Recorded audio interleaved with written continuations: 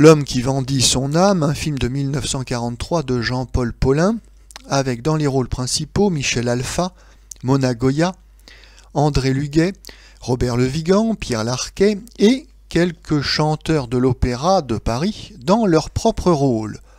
Le sujet: sur le point d'être ruiné, le banquier André Luguet cède son âme au diable, c'est-à-dire Robert Le Vigan, en échange du versement de 20 millions par semaine. Mais il y a une condition: André Luguet devra dépenser quotidiennement 1 million pour faire le mal. Alors que la banque est renflouée et que André Luguet s'efforce de remplir sa part du contrat, il rencontre Michel Alpha, une jeune et belle salutiste, c'est-à-dire une adhérente de l'organisation protestante de l'Armée du Salut. Il rencontre donc une belle salutiste dont il s'éprend. L'amour qui naît entre le banquier et la jeune femme va finalement leur permettre d'être plus forts que le diable. Contrairement à ce que l'on pourrait penser, ce film n'est pas une adaptation du mythe de Faust du grand Goethe, mais une adaptation d'un petit roman d'un dénommé Pierre-Gilles Weber, qui avait déjà fait l'objet d'une précédente adaptation au cinéma en 1923 par Pierre Caron. Cette nouvelle version de 1943 est de Jean-Paul Paulin. Jean-Paul Paulin qui aura quelques ennuis en 1944 avec les justiciers de l'épuration. On lui reproche d'être médaillé de la Francisque. On lui reproche d'avoir été le réalisateur d'un film comme La Nuit merveilleuse en 1940, directement inspiré d'une idée du maréchal Pétain. Et puis on peut également lui reprocher la réalisation de ce film L'homme qui vendit son âme. Ce petit conte philosophique dénonce l'argent corrupteur des grands prédateurs de la finance cosmopolite. Il dénonce le capitalisme apatride, messianique et destructeur. C'est un capitalisme financier qui n'a rien à voir avec le capitalisme colbertiste français ou le capitalisme d'État de type rénan, c'est-à-dire allemand. Tout ça est très explicite et notamment dans une ligne de dialogue de Robert Le Vigan, le diable, qui donc vante la puissance et le pouvoir de l'argent, ouvrez les guillemets, cet argent qui finance les révolutions et qui finance les guerres, fermez les guillemets.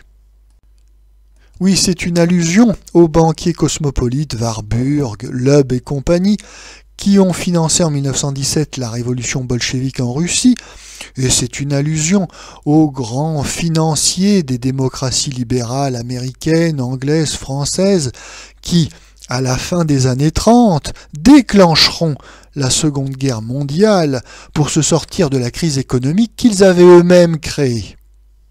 Indépendamment de ces sous-entendus politiques, L'homme qui vendit son âme est un bon film, ou plutôt démarre comme un très bon film durant les 40 premières minutes, puis malheureusement dans l'heure qui suit, puisque le film dure 1h40, oui, dans l'heure qui suit, l'action se ralentit et on a l'impression que le réalisateur ne sait plus trop où conduire le spectateur et qu'il ne sait plus trop comment terminer son film.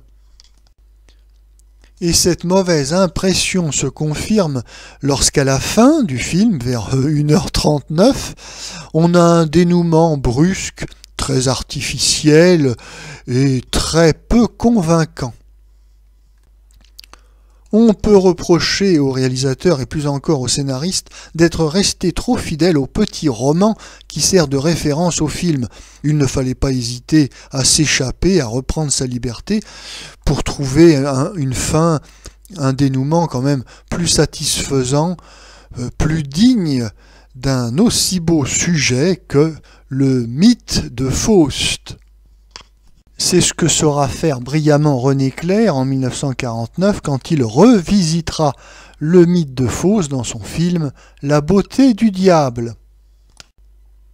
Malgré tout, le film reste intéressant grâce à la qualité de sa distribution. Nous avons André Luguet qui joue le banquier cynique, et c'est toujours une très bonne surprise de voir André Luguet dans d'autres rôles que ceux qu'il interprète habituellement, de héros positifs et sympathiques.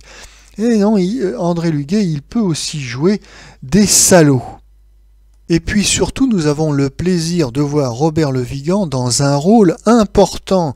Oui, d'habitude, il est cantonné à des seconds rôles. Ici, il partage l'affiche avec André Luguet et il a de larges séquences dans lesquelles il peut donner le plein de son talent. Ce rôle de diable est un rôle en or pour Robert Le Vigan.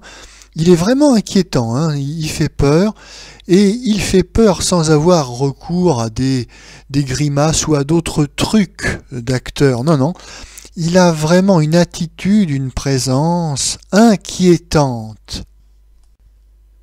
Robert Le Vigan, c'est le roi de la métamorphose. Il est aussi crédible dans ce rôle de diable qu'il l'était en 1935 dans le rôle du Christ dans le film de Duvivier, Golgotha. Oui, Le Vigan, c'est la miséricorde faite homme, et c'est également la perversité faite homme. Oui, donc c'est vraiment l'acteur type, l'acteur parfait, qui peut tout jouer et son contraire.